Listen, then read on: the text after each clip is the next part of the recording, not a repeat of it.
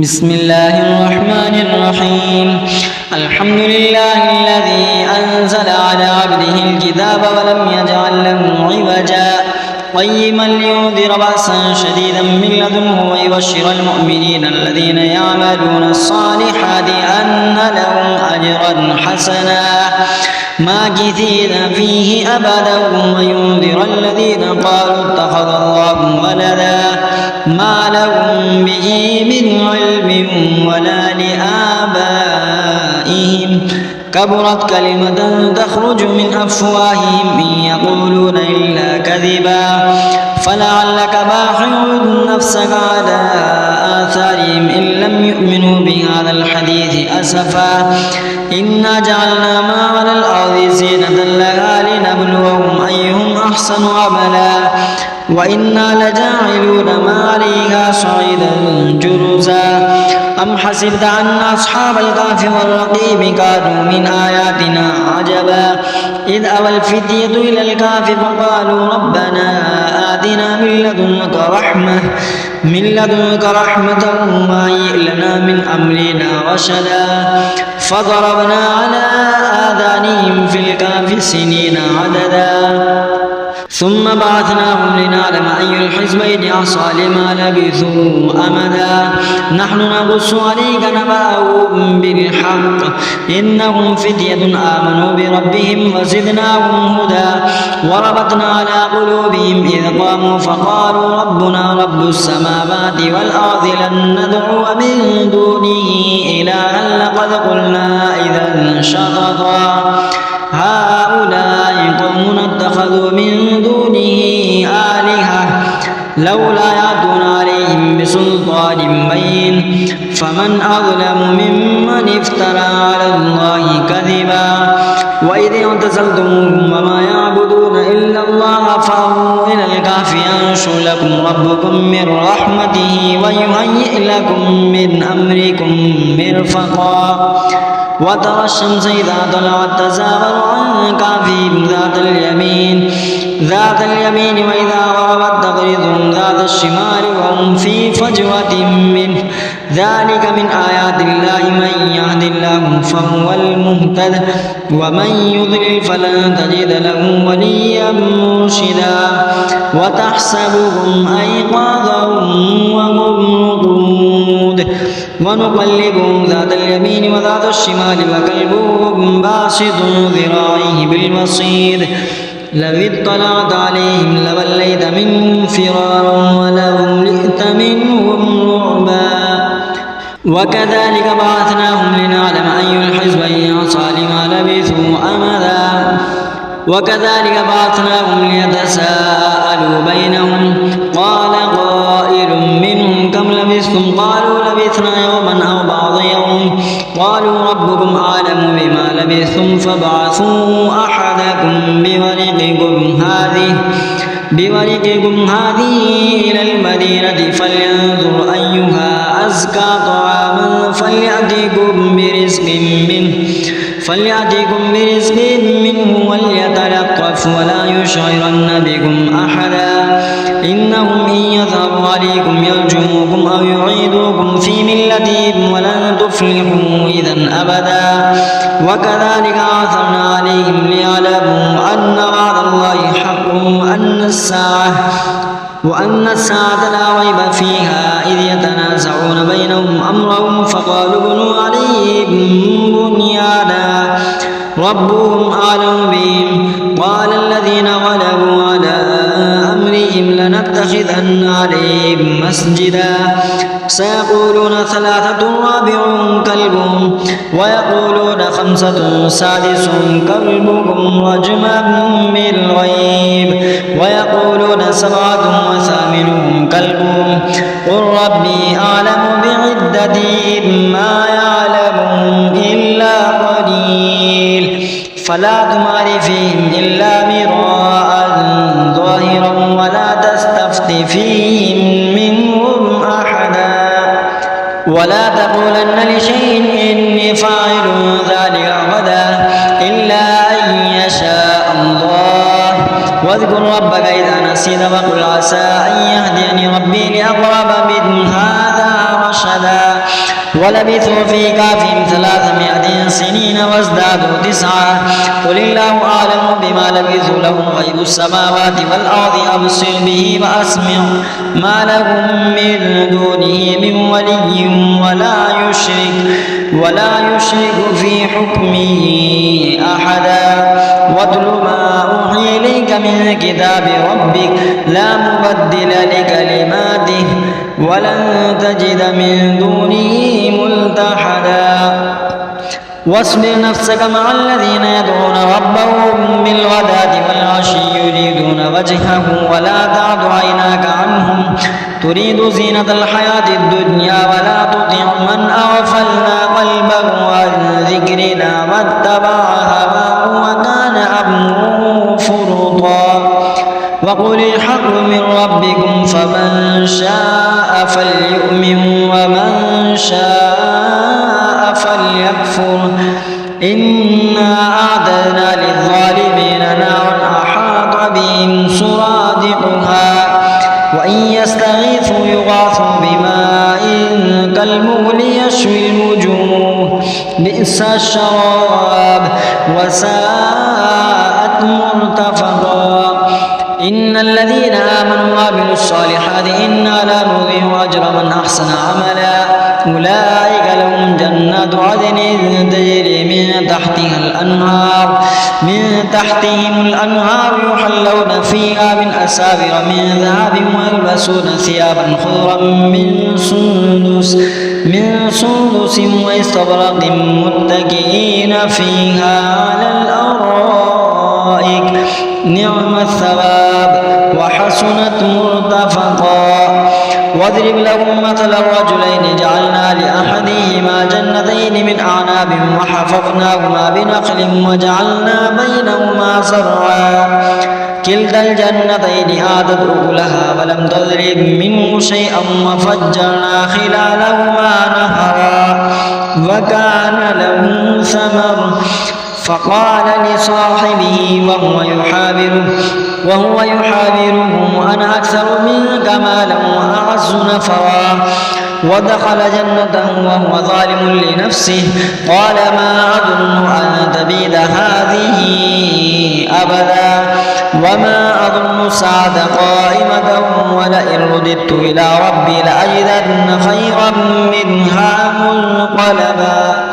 قال له صاحبه وهو يحاوره أكفرت بالذي خلقك من تراب ثم من نطفة ثم سواك رجلا لكن هو الله ربي ولا أشرك بربي أحدا ولولا إذ دخلت جنتك قلت ما شاء الله لا قوة إلا بالله إن ترني أنا أقل منك مالا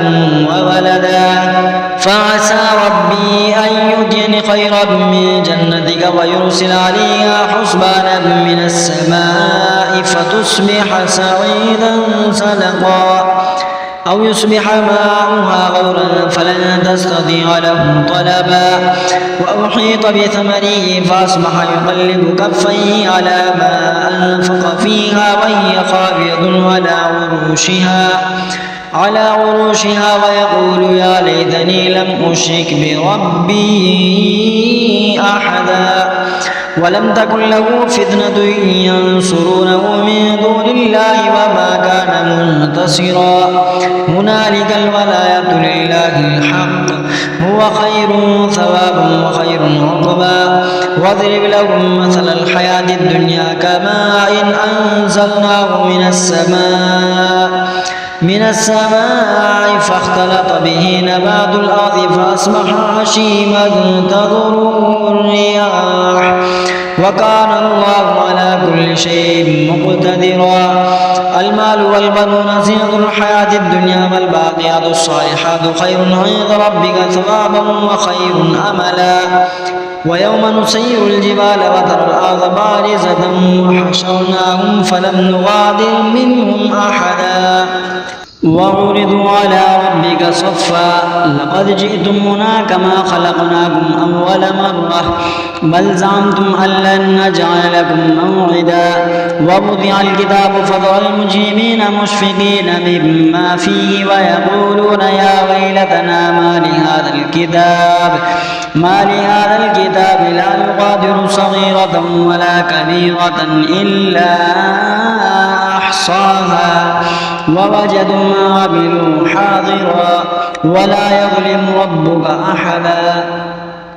وإذ قلنا للملائكة اسجدوا لآدم فسجدوا إلا إبليس كان من الجن ففسق عن أمر ربه أفتتخذونه وذريته أولياء من دوني وهم لكم عدو بئس للظالمين بدلا ما أشهدتم خلق السماوات والأرض ولا خلق أنفسهم وما كنت متخذ المضلين عضدا ويوم يقول نادوا شركائي الذين زعمتم فدعوهم فلم يستجيبوا لهم وجعلنا بينهم موبقا ورأى المجرمون النار فظنوا أنهم واقعوها ولم يجدوا عنها مصرفا ولقد صرفنا في هذا القرآن للناس من كل مثل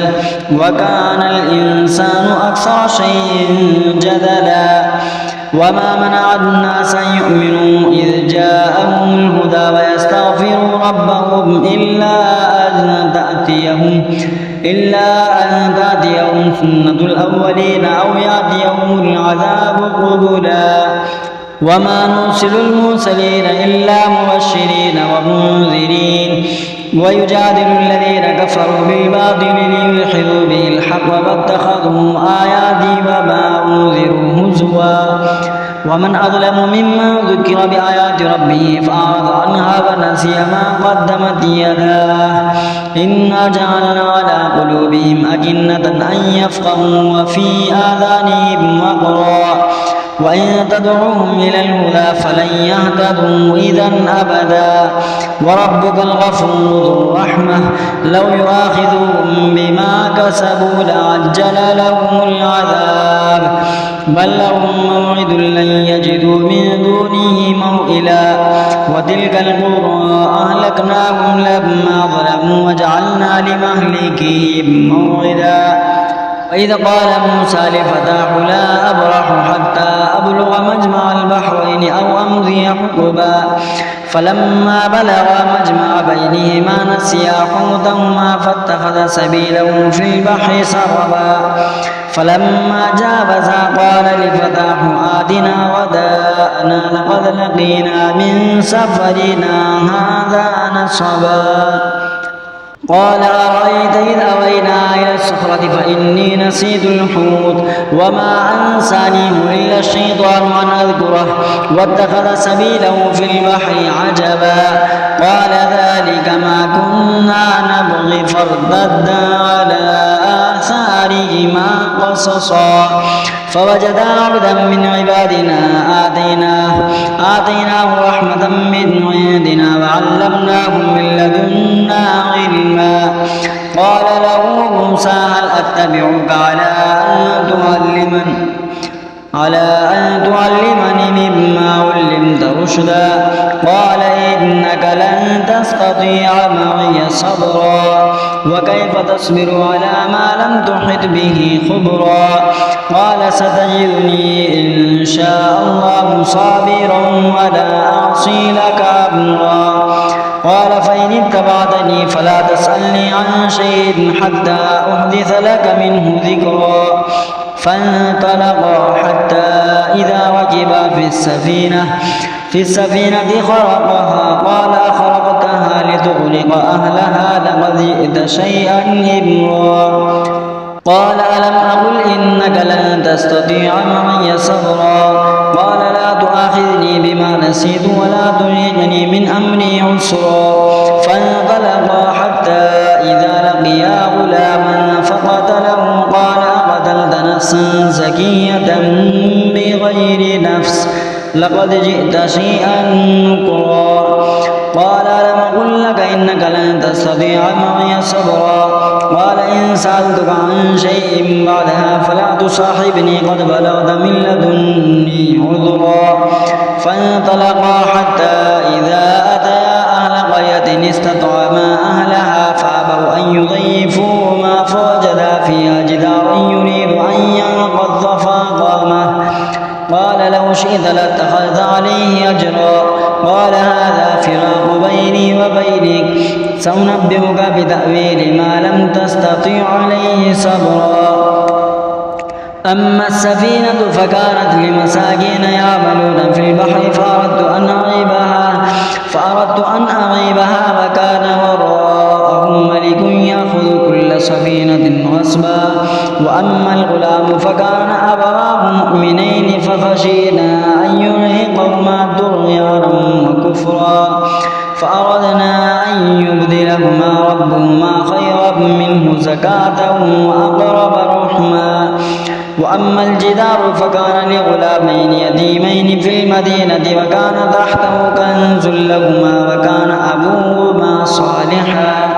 فأراد ربك أن يبلغا أشدهما ويستخرجا كنزهما رحمة من ربك وما فعلته عن أمري ذلك تأويل ما لم تستطيع عليه صبرا ويسألونك عن ذي القرنين قل سأتلو عليكم منه ذكرا إنا مكنا له في الأرض وآتيناه من كل شيء سببا فأتبع سببا حتى إذا بلغ مغرب الشمس وجدها تغرب في عين حمية ووجد عندها قوما قلنا يا ذا القرنين إما أن تعذب وإما أن تتخذ فيهم حسنا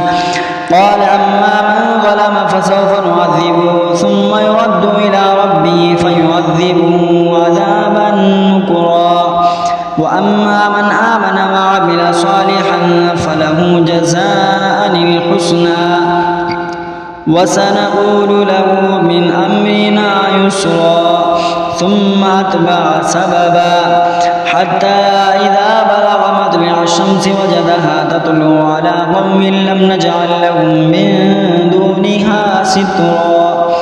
كذلك فقد أحطنا بما لديه خبرا ثم أتبع سببا حتى إذا بلغ بين السدين وجد من دونهما قوما لا يكادون يفقهون قولا قالوا يا ذا القرنين إن يأجوج ومأجوج مفسدون في الأرض فهل نجعل لك خرجا على أن تجعل بيننا وبينهم سدا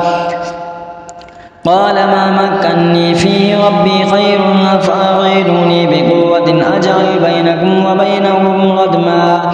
آتوني زبر الحديد حتى إذا ساوى بين الصدفين قال انفخوا حتى إذا جعله نارا قال آتوني أفرغ عليه قطرا فما استطاعوا أن يظهروه وما استطاعوا له نقبا قال هذا رحمة من ربي فإذا جاء بعض ربي جعله دكا وكان بعض ربي حقا وتركنا بعضهم يومئذ يموج في بعض ونفخ في الصور فجمعناهم جمعا وعرضنا جهنم يومئذ للكافرين عرضا الذين كانت أعينهم في غطاء عن ذكري وكانوا لا يستطيعون سمعا أفحسب الذين كفروا أن يتخذوا عبادي من دوني أولياء إنا أعتدنا جهنم للكافرين نزلا قل هل ننبئكم بالأخسرين أعمالا الذين ضل سعيهم في الحياة الدنيا وهم يحسبون أنهم يحسنون صنعا أولئك الذين كفروا بآيات ربهم ولقائه فحبطت أعمالهم فلا نقيم لهم يوم القيامة وزنا ذلك جزاؤهم جهنم بما كفروا واتخذوا آياتي ورسلي هزوا إن الذين آمنوا وعملوا الصالحات كانت لهم جنات الفردوس نزلا خالدين فيها لا يبغون عنها قل لو كان البحر مدادا لكلمات ربي لنفد البحر قبل أن تنفذ كلمات ربي ولو جئنا بمثله مددا قل إنما أنا بشر مثلكم يوحى إلي أنما إلهكم إله واحد فمن كان يرجو لقاء ربه فليعمل عملا صالحا ولا يشرك بعبادة ربه